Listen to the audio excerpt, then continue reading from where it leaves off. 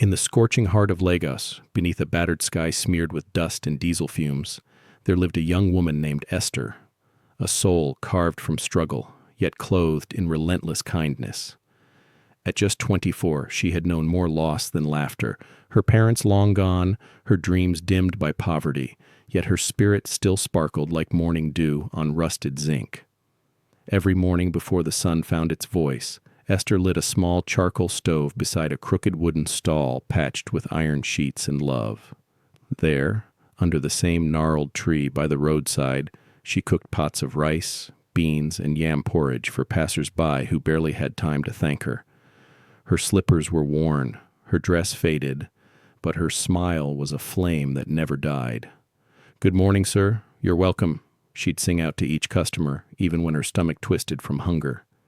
She didn't have much, a cracked bowl, a rusty spoon, a heart full of compassion, and a tiny room with no electricity or water. Yet she gave. She always gave.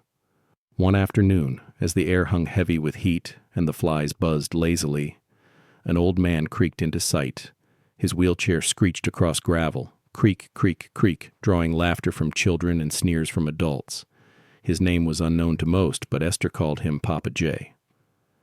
His legs were wrapped in dirty cloth, his shirt torn, and his hair matted with dust and silence. He never begged, never spoke unless spoken to. He just rolled beside her stall and waited. While others turned their backs or mocked, Esther welcomed him like a brother. "You didn't come yesterday," she'd whisper, handing him a plate of beans meant for herself. "I was too weak to roll," he'd murmur. "Eat," she'd reply gently. "I can cook again." This became their rhythm, day after day, Esther feeding him in silence, choosing kindness over comfort even when her pots ran dry. People whispered, "Why waste food on him?" they'd ask. Esther simply said, "If I were in that chair, wouldn't I want someone to see me too?" Papa J sat like a shadow beside her stall, always quiet, always grateful. She gave him rice with bits of fish when she had it, or yam porridge when she didn't. One blazing afternoon, after serving 2 schoolboys, she saw Papa J again, still and silent in the heat. She scooped fresh jollof rice, added 2 tiny pieces of meat, and knelt to place it beside him. "You always remember me," he said, voice soft like old cloth. "Even if the world forgets," she replied, "I won't." But that was the day it all changed. A black SUV pulled up, gleaming like polished fear. Out stepped a tall man in a white shirt and dark glasses. His presence swallowed the noise. He looked not at Esther, but at Papa J. Something strange passed between them, a silence that held weight. "Give me jollof rice," the man said, eyes still locked on Papa J. She served him quickly. He took the food and left without another word. But something shifted. The next morning, Papa J didn't come, nor the next. Esther asked everyone, the water boys, the tomato sellers, the bike riders. No one had seen him. "Maybe he crawled to another street," someone said. "Maybe he died," another laughed. But Esther's heart knew something deeper was at play. She stared at the empty corner where he used to sit, unable to eat, unable to smile. On the 4th day, a new car arrived. A different man stepped out, handed her a brown envelope and said, "Read it. Tell no one." Inside was a note. "Green Hill Hotel, 4 p.m. From a friend." She'd never stepped inside a hotel before. With trembling hands and faith alone, she locked her stall, whispered a prayer, and boarded a kiki. The streets blurred past her, but her heart raced louder. When she arrived, the building rose like a giant, glass, marble, guards in suits. She showed the letter. "Someone's waiting for you," a guard said. A man in a black suit led her through a quiet hallway and stopped at a polished wooden door. "Go in. You're safe." She opened it slowly. There he was.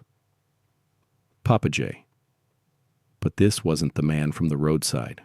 He sat upright in a sparkling wheelchair, dressed in a white shirt with gold buttons, a designer watch glinting on his wrist.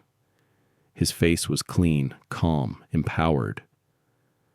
"Papa J?" she gasped. He smiled warmly. "That name. You gave me hope with it, but my name is Chief George." Her knees nearly buckled. "You... what?" "I'm a billionaire, Esther. I own companies, schools, hospitals. But every year I disguise myself to test hearts, to see who gives without expecting, who sees the man, not the money." He looked at her deeply. "And you, Esther, you saw me." She blinked back tears. "I didn't help you for reward. I just felt it was right. And that," he said, standing to her shock, "is why you're here." Her jaw dropped. "You can walk?" "Yes," he nodded, "but I needed to know who would still care if I looked broken." Esther wept. "I gave you food from my nothing. And now," he touched her shoulder, "come, there's more." Outside, 5 black SUVs waited. They drove through Lagos, past traffic and poverty, into a gated street lined with palm trees and glass buildings. The cars stopped in front of a stunning white structure shining under the sun. The sign read, "Esther's Place, home of sweet meals." Her legs trembled. "Mine?" He handed her keys. "Yes, your heart built this." Inside was a culinary kingdom. Sparkling floors, golden chairs, chefs in uniforms, music in the air. "You fed me with scraps," he whispered. "Now feed kings." She fell to her knees, crying. "I don't deserve this." "You do," he replied. "Kindness doesn't go unseen. The world may not clap, but heaven always watches." From that day, Esther became a queen of cuisine, her face on billboards, her name on doors, but she never forgot. Every week her food truck rolled through Lagos, feeding the poor. On the side, Esther's Food Love, feeding the forgotten. She walked the lines, handed food with both hands, and whispered to each person, "You are not invisible." A young girl once asked her, "Why do you still come yourself?"